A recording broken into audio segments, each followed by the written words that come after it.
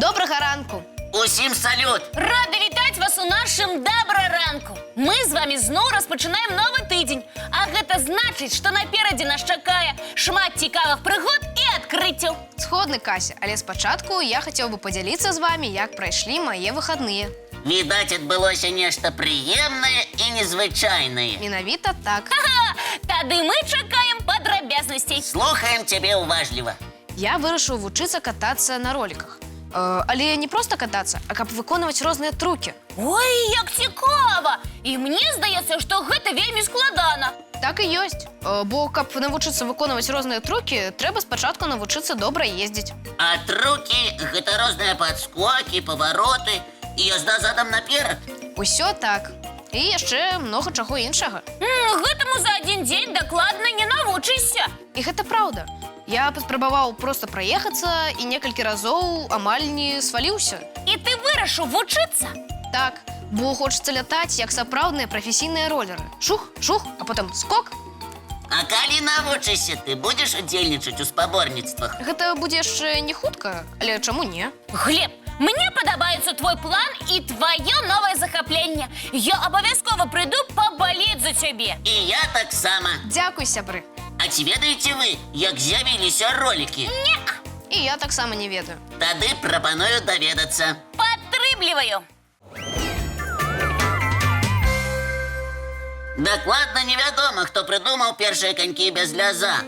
Але лічыцца, што такія канькі з'явіліся ў канцы 18-го стагоддзя. Фух, я ўжо думала, што ў старажытнай Грэцыі там заўжды ўсё прыдумвалі. Добрая заўвага, Кася, але ролікі з'явіліся значна пазней. Так, першым вынаходцам, хто прыладзіў да канькоў колы, лічыцца бельгіец Жан-Жозеф Мерлін. Ой, мне здаецца, я чуў гэту гісторыю. Мерлін вырашыў усіх уразіць сваёй вынаходкай і танцаваў на бале ў роліках. Усё так, але яны былі вельмі непаваротлівыя, і Жан-Жозеф урэзаўся ў люстэрка. Здаецца, што яго вынаходка нікога не ўразіла. На жаль, гэта так. Але ў 20-м стагоддзі, калі з'явіліся мяккія колы, ролікі сталі вельмі папулярнымі. Вось-вось. І прычым тады з'явіліся самыя розныя ролікі. Напрыклад, з парнымі коламі. Усё так. А зараз ролікі – гэта сапраўдны від спорту. І якія спаборніцтвы існуюць у ролераў? Гэта і фрыстайл, і хуткая гонка, і слалам, і нават ролер-хакей. Ого, шмат накірункаў! Нават ідуць размовы, каб уключыць ролікі ў спіс алімпійскіх відаў спорту. А я лічыла, што на роліках толькі дзеля забава катаюцца. Не, Кася, гэта не так. У ролераў ёсць спецыяльная мова. Я вывучыў некалькі слоў, якімі яны карыстаюцца. Ой, як цікава! Паспрабуйце з ліськам дагадаць. З задавальненнем. Першае слово – флэт. Не, я не ведаю, што гэта. І я. А гэта значыць роўны прыроўны асфальт. Ха, цікава! Наступнае слово – слалам. Гэта дакладна нейкі від катання. Менавіта так, гэта быццам фігурнае катанне, толькі на роліках. Я б на гэта паглядзела. І яшчэ адно слово – фішкі. Ну, гэта, відаць, нейкія прылады, каб выконваць розныя трукі. Так, гэта маленькія конусы, паміж якімі неабходна праязджаць. Глеб, мы будзем сачыць за тваімі поспехамі. Так, я ўпэўнена, што ты хутка ўсяму навучышся. Дзякую, сябры, і прапаную зрабіць маленькую мультипаузу. Мы згадыя. Хлопчыкі і дзяўчынкі, далучайцеся.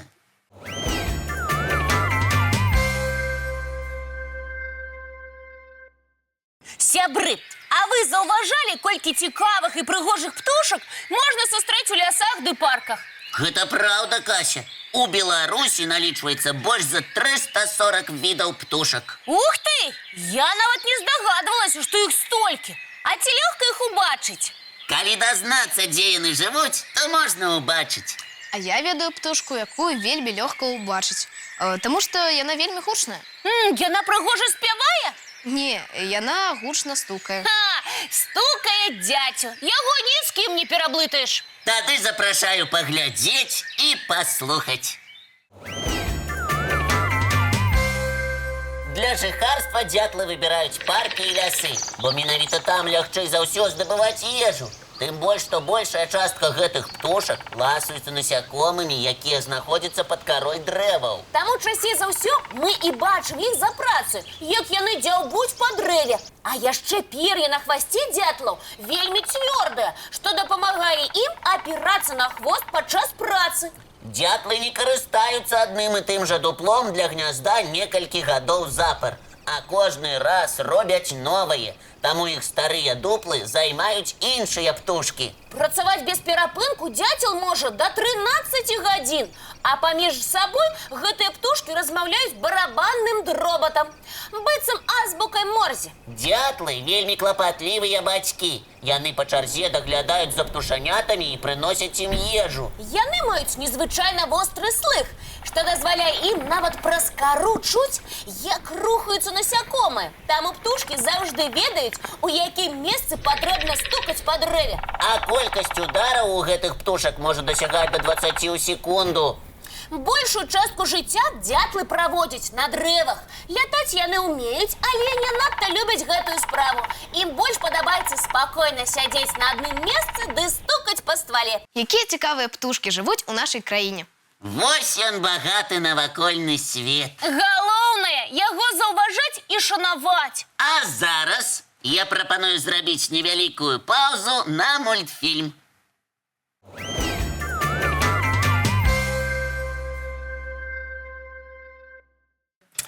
Хлопчыкі, а ці ведаеце вы, як з'явілася славутая шакаладна-арэхавая паста? Не, але ж мы можам пабыць сышчыкамі. Галоўнае патрапіць на неабходны след. Тады нам спатрэбіцца дапаможнік. Глеб, пачынай размову з галоўным знаўцам. Так, раблю запрос на смачны салодкі след. Гатова. Ну, ёсць результат! Так, пішуць, што месца нараджэння шакаладна-арэхавай пасты – гэта Італія. Аўтарам гэтага пачастунку прызнаны кандытар П'етра Ферера. І як жа гэты кандытар прыдумаў такую пасту? Усё атрымалася выпадкова. Тут і пачынаецца ўсё самае цікавае. Уся справа ў тым, што ў той час шакаладу ў Італіі амаль што не было, а какававыя бабы былі вельмі дарагімі. Але Італія заўсёды была багата на арэхі, асабліва на фундук. Усё так, Кася. Таму П'етра Ферера вырашае зрабіць маленькі эксперымент. Ён аб'ядноўвае какава, здробленыя арэхі і масла і робіць з гэтага цукеркі. Цукеркі?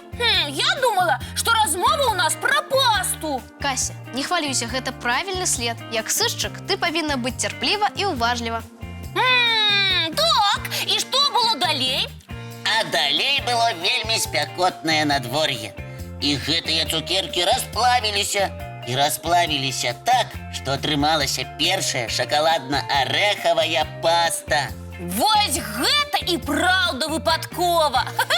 Але ж добра, што гэты П'етра вырашыў яе паспрабаваць і на хлеб намазаць. Згодны, Кася, але з часам рэцэпт трошкі змяніўся, як сама паста. Але па большай частцы зараз яна амаль што такая, як і ў той спякотны італьянскі дзень. А я чула, што за адзін год у свеце з'ядаюць столькі шакаладна-арэхавай пасты, што можна было б абмазаць ёю цэлую Эйфелеву вежу.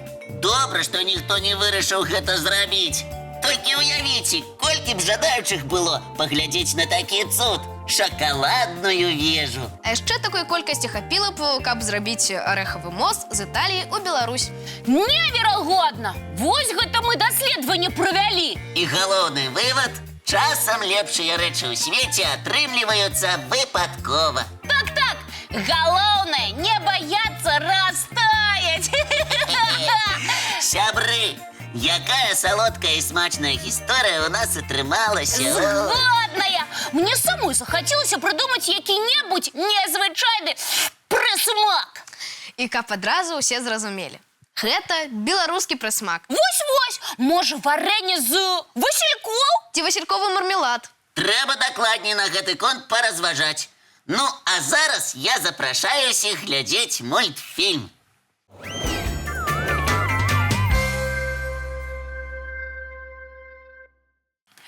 Сябры, які цудоўны і цікавы ранак як у нас атрымаўся. Так, аднак надышоў час развітвацца. Жадаем вам добрага настрою і незвычайных прыгод і адкрыццяў. А мы, як заўсёды, сустрэнемся з вамі зранку У нашым добраранку!